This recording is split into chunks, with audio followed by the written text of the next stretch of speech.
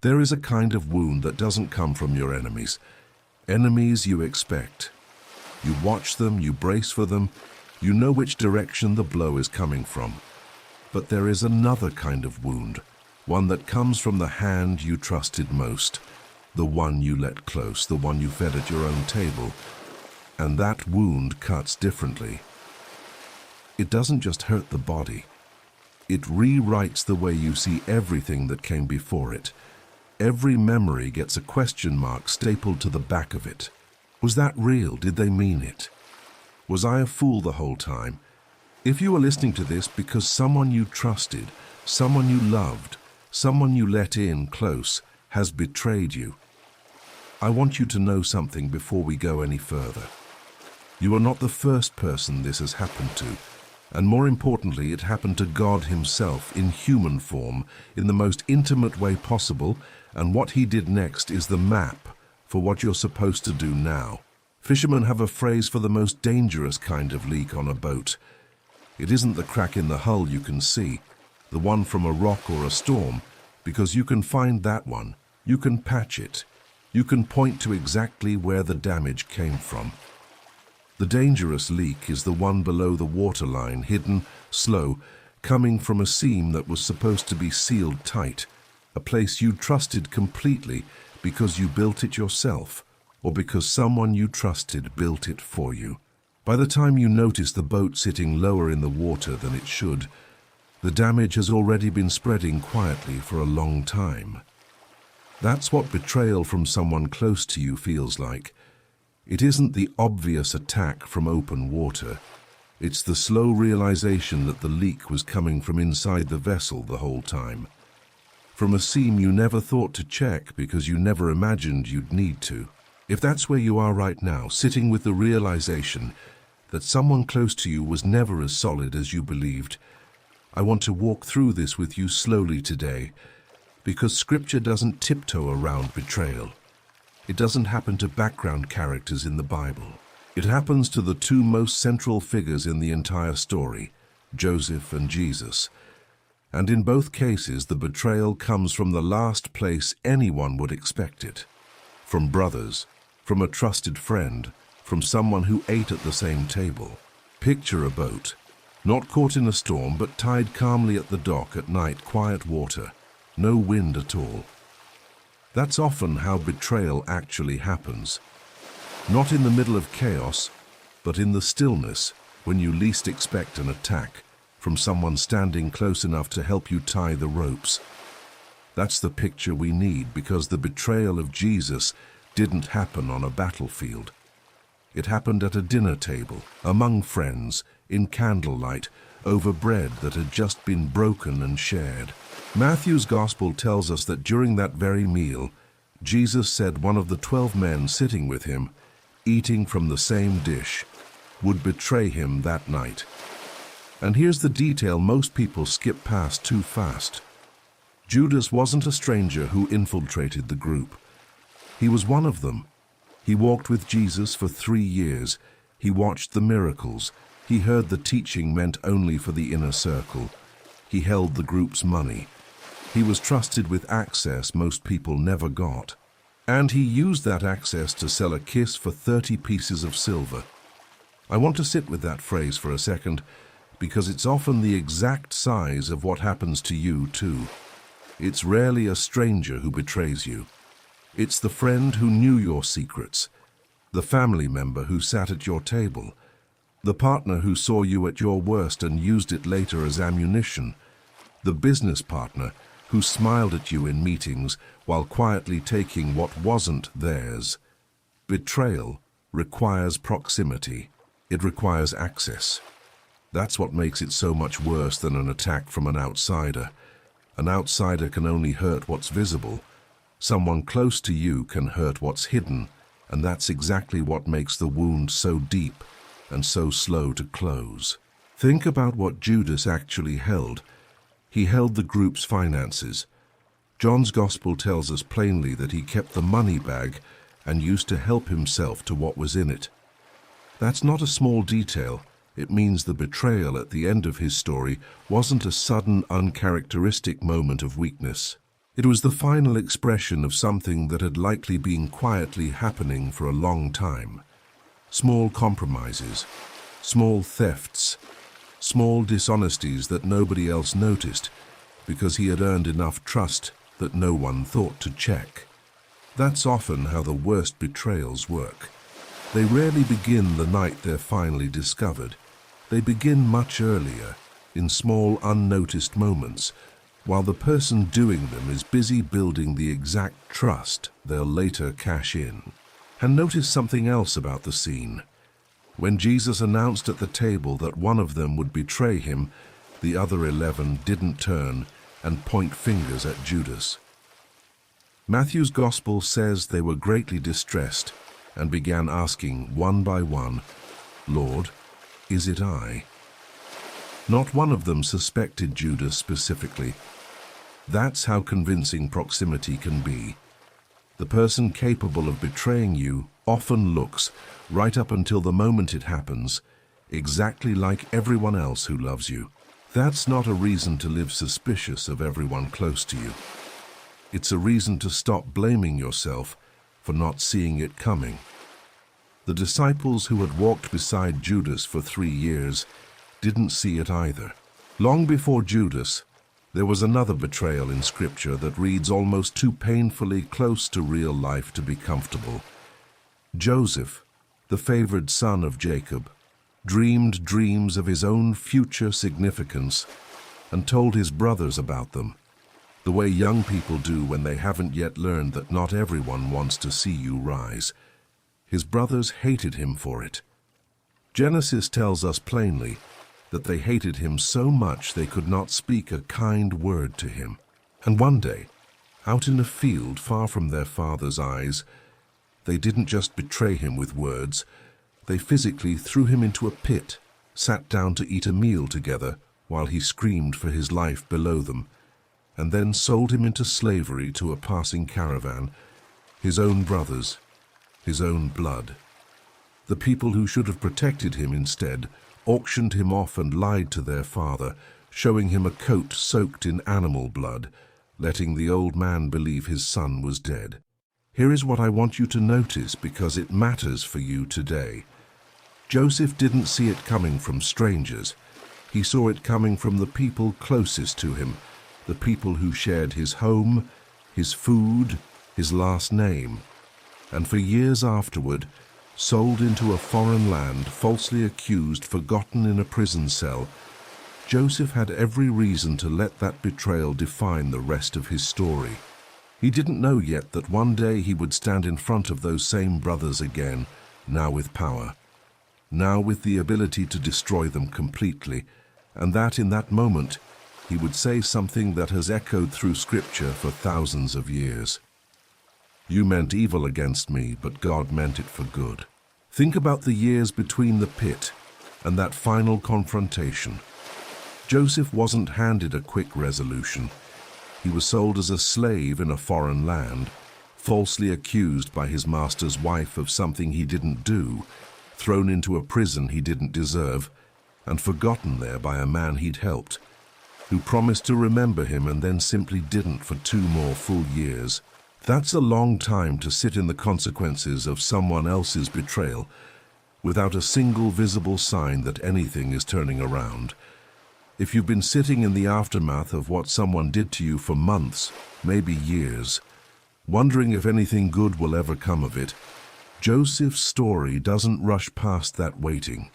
It includes it fully, honestly, without skipping ahead to the happy ending too quickly. That sentence is not a small one. Read it again slowly. He didn't say the betrayal didn't happen. He didn't pretend it didn't hurt. He didn't say his brothers were secretly good people who made an honest mistake. He named it plainly. You meant evil. He looked directly at the wound and called it what it was. And then, in the same breath, he said God had been working underneath it the entire time, weaving something they intended for destruction into something that would save an entire nation, including the very people who betrayed him. That's important, because a lot of what gets taught about forgiveness skips straight past the naming of the wound and rushes to the healing part, as if the two can be separated. They can't. You cannot genuinely forgive something you refuse to call what it is. Joseph didn't minimize what his brothers did. He didn't say it was fine, he said it plainly, and then he chose what to do with it next. That order matters. Name it honestly first, then decide what you'll build from it. Now go back to that dinner table the night Jesus was betrayed. Scripture doesn't tell us that Jesus was caught off guard. He knew. He'd known for a long time. And what he did with that knowledge is almost unbearable to sit with if you've ever been betrayed yourself. Because instead of pulling away from Judas, instead of exposing him publicly, humiliating him in front of the others, Jesus knelt down that same night and washed his feet. John's Gospel is specific about this. Jesus knew who would betray him, and he washed his feet anyway, the same feet that would walk into the dark to arrange the arrest. He handed Judas bread at the table, an ancient gesture of friendship and hospitality, knowing full well what Judas intended to do with the rest of the night. I don't think that detail is in Scripture by accident. I think it's there because it answers the exact question you're probably asking right now, which is some version of, how am I supposed to keep loving someone who I know is capable of hurting me? Jesus' answer wasn't naivety. He wasn't confused about who Judas was. He knew with full clarity, and he chose love and dignity anyway, right up until the final moment, because his identity and his peace were never dependent on Judas's loyalty in the first place. That's the peace so many people get backwards when they're in the middle of a betrayal. We think our peace is supposed to come from other people behaving the way they should, from the friend staying loyal, from the partner staying faithful, from the family member finally seeing us clearly. But Jesus' peace in the exact moment of being betrayed by someone in his inner circle didn't come from Judas doing the right thing. It came from somewhere else entirely, from knowing exactly who he was regardless of what Judas chose to do. That's the anchor you're looking for right now, and it was never going to come from the person who hurt you. It was only ever going to come from the same place it came from for Jesus. Later that night in the garden, Judas approached with a crowd of armed men behind him, and he didn't point Jesus out from a distance. He walked directly up to him and kissed him on the cheek. A kiss. The most intimate gesture of greeting in that culture, used as the exact signal to hand an innocent man over to be killed. Luke records Jesus' response, and it is so quiet, so controlled, that it almost gets lost if you read too fast. Jesus looked at him and said, "Judas, are you betraying the Son of Man with a kiss?" Not rage, not a scene. A direct, sorrowful naming of exactly what was happening, spoken to the man doing it, and then Jesus let it happen. There is something in that moment worth taking with you today. Jesus didn't pretend the betrayal wasn't happening.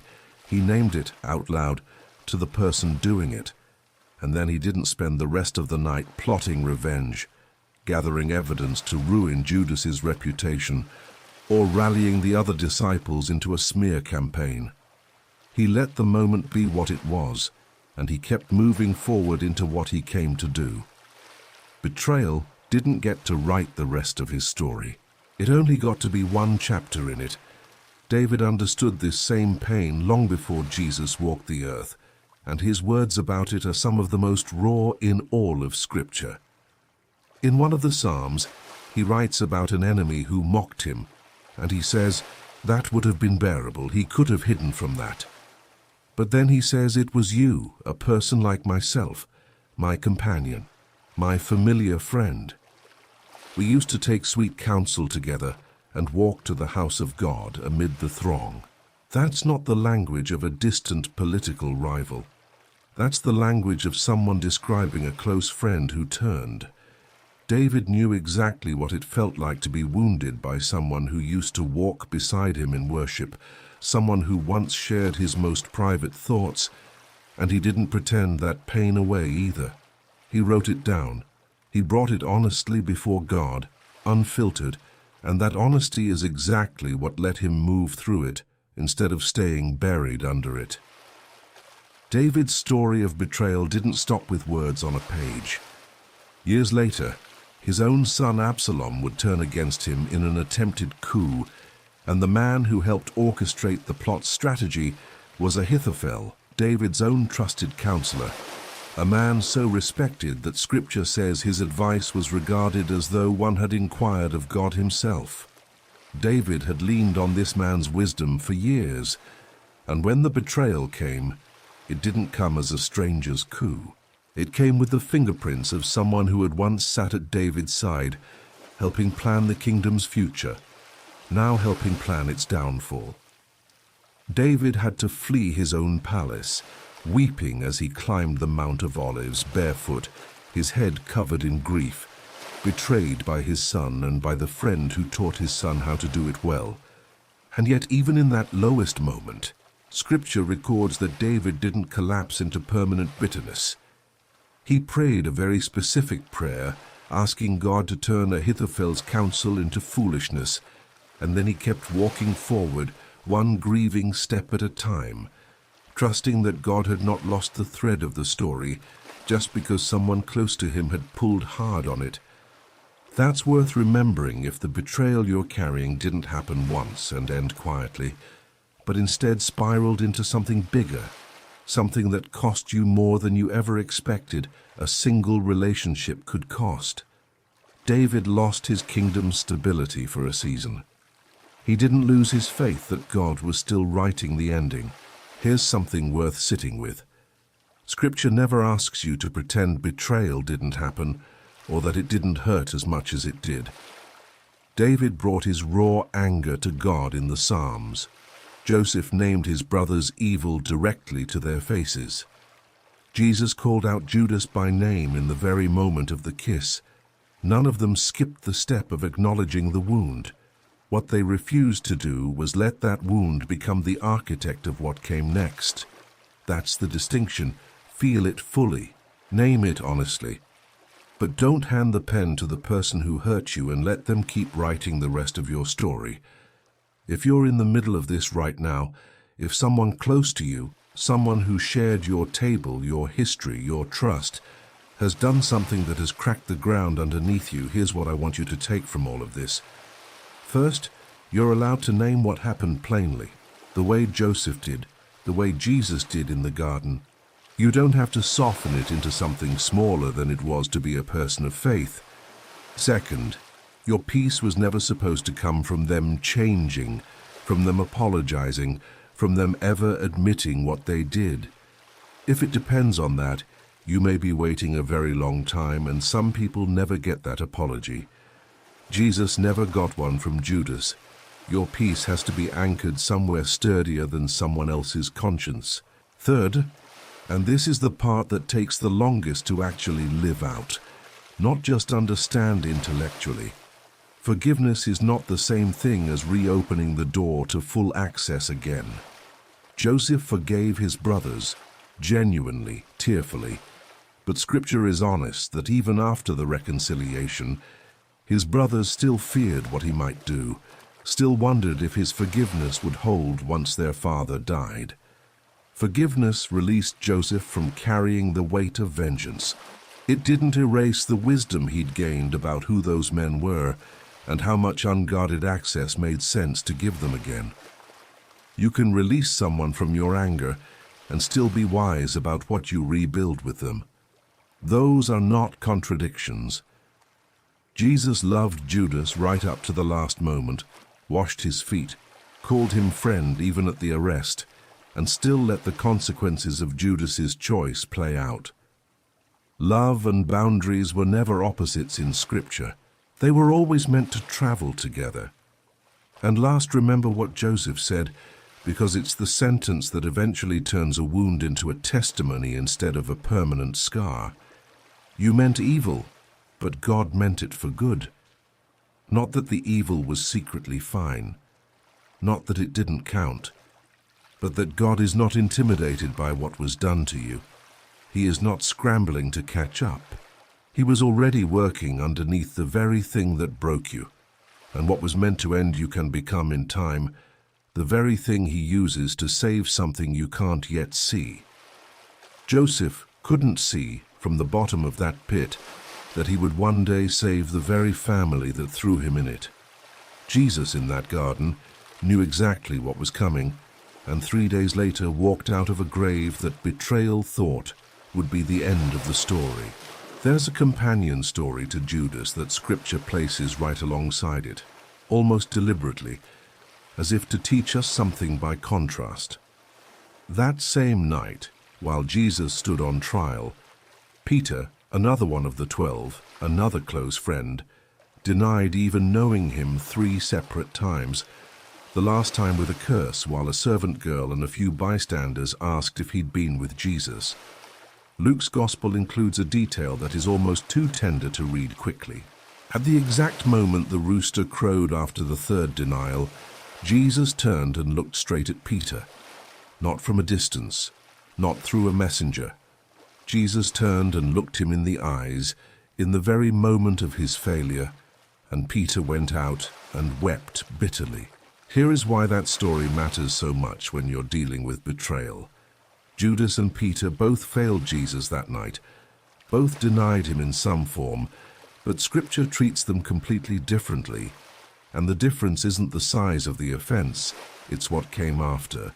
Judas, filled with guilt, went and threw the silver back at the religious leaders, and Scripture says he was seized with remorse. But instead of returning to Jesus, instead of asking for the same mercy Jesus had shown him at that dinner table, he went out and ended his own life. Peter, on the other hand, wept, grieved deeply, disappeared into shame for a few days, and then, after the resurrection, Jesus sought him out personally on a beach at sunrise, cooked him breakfast over a charcoal fire, and gently, 3 times, matching the 3 denials, asked him, "Do you love me?" restoring him fully, publicly, completely. I tell you this not to compare the size of what Judas did to what Peter did, because they're genuinely different in weight and intention. I tell you this because it shows you something important about how God responds to failure and to betrayal on both sides. There is always a way back to the table, even for the person who failed badly, if they're willing to face Jesus directly instead of running from him. And there is always a full restoration available for you too, even after someone else's betrayal has left you feeling like damaged goods, like someone less trustworthy, less lovable, less whole than you were before. Peter went on to become one of the most important leaders in the entire early church. His worst night wasn't the end of his story. It became instead the story of exactly how far grace is willing to reach. There's one more thing worth saying before we close, because it's the question underneath most of the others, the one people rarely say out loud. Will I ever be able to trust anyone again the way I did before this happened? And the honest answer, biblically and practically, is probably not in exactly the same way, and that's not a tragedy. That's wisdom doing its job. Trust after betrayal isn't supposed to snap back to its original shape like nothing happened. It's supposed to rebuild slowly, tested against real behavior over real time, the same way Joseph tested his brothers before revealing himself fully, watching how they treated their youngest brother Benjamin before he trusted them with the truth of who he was. That testing wasn't bitterness, it was discernment, and Scripture never once calls discernment a lack of faith. What faith actually asks of you is not that you pretend the wound never happened, and not that you rebuild access at the same reckless speed as before. Faith asks you to keep your heart soft toward God and toward people in general, even while you get wiser, slower, and more careful about specific people who have already shown you who they are. Jesus told his followers plainly to be as wise as serpents and as innocent as doves. Both halves of that sentence matter. Innocence without wisdom gets exploited again. Wisdom without innocence hardens into a heart that trusts no one, ever, and that's its own kind of prison. You're being invited into the harder, better path between those two extremes. If someone has betrayed your trust, name it honestly before God the way David did. Let yourself grieve it fully, but don't let the person who hurt you keep the pen. Hand the story back to the one who has never once in all of Scripture been surprised by betrayal and has never once let it be the final word. What was meant to end you can still become, in time, the very thing he uses to bring something good, something you cannot yet see from where you're standing. Joseph couldn't see it from the bottom of that pit. You may not be able to see it today either, but the story isn't finished, and it was never in the hands of the person who hurt you to begin with.